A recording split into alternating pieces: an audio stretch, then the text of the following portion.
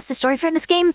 So let's break down the story for a second. At the very start of the game, the story's fantastic. The prologue is great until you get jumped off at Avon, and then it kind of takes a nosedive for a little while. But I personally did not care too much for the photo studio quest. But the part with Mint at the very start in the BAC was peak. Mint was amazing. We need more stuff with Mint. Like they are very underutilized in Mint. They need a 5-star Mint and more Mint involvement in story. Like they are sleeping on Mint. Like what they should have done is just made a 4-star Mint, and in another couple of versions they should make a 5-star Mint and put some Mint story in it. We need more Mint in story. People love Mint. However, right after, yes, I'm getting to the Taygedo part in a minute. Right after you get to Avon, you do the photo studio. I found that a little boring. I didn't think much of it.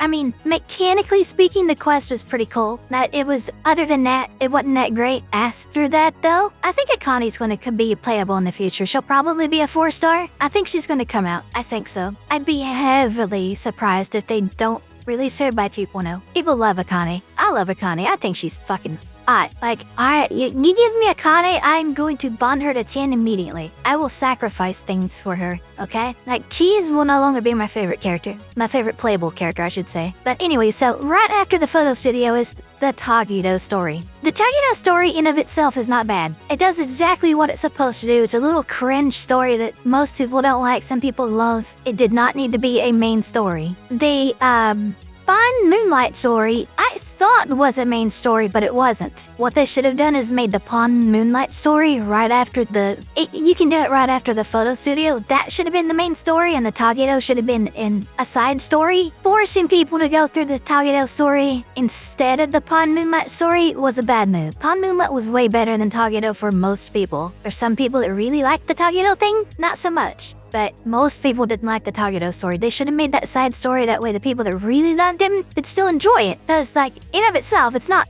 bad. It's great as it is for the people that like it. I got you addicted to Dark Path Infield? Awesome. I love that game. Hey, if you ever wanna brainstorm some AIC stuff with me, get me out. Alright, so after the Taygedo story, or before it, you can do Pawn Moonlight. This thing up here with Morphix Dynami Pilgrimage, this is the boss of Pawn Moonlight. I found the Pawn Moonlight story to be really fun, and it had kind of if you played Honkai Star Rail, it had a Panacani-esque section in it. It was a little confusing at times, but it was so fun. It wasn't nearly as long. It was a good length, I think. It was maybe 2 hours long, the whole story for it. If you're watching cutscenes, it was maybe 2 hours. It was a great story. It was a little heartwarming, and it was fun, I thought. Was it great? No, it was good. After that is where the story really picks up, in my opinion. But then you go do this, the Never-Ending Arachne, the Deal quest with the auction house. And this story I thought was fantastic. This was longer than Pawn Moonlight. It was longer than Pawn Moonlight, and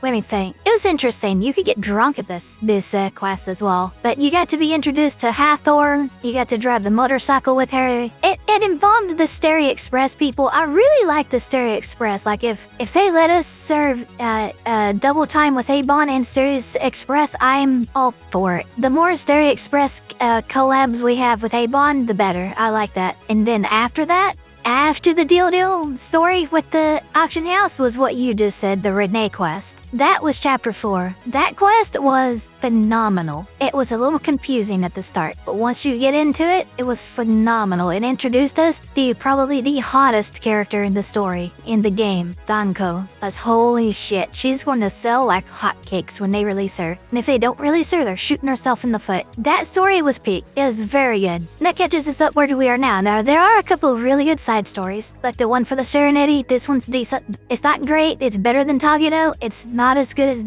the auction house, but it involves Baitong and Skia, and you're going on a investigation at the Serenity Manor with them. And there's also the one with Lacrimosa. That one is awesome. I think that one's on par with the auction house story. You get to actually have Mint in that one for a little while, and then met like gets called into work and then you and Lacrimosa have to handle it by yourselves, but it's great. It's awesome. It's a great story. Auction House is great. Chapter 4 with Renee and Zankou is eek, and I'm looking forward to what the next quest is going to be. That's how the story is in this game. Fantastic. And by the way, Cheese is so fucking adorable. I love this outfit. It has a bamboo halo. And Natalie is also adorable. She's my daughter. She's over here chilling. Ah, sweet cat. I need to move into the mansion already.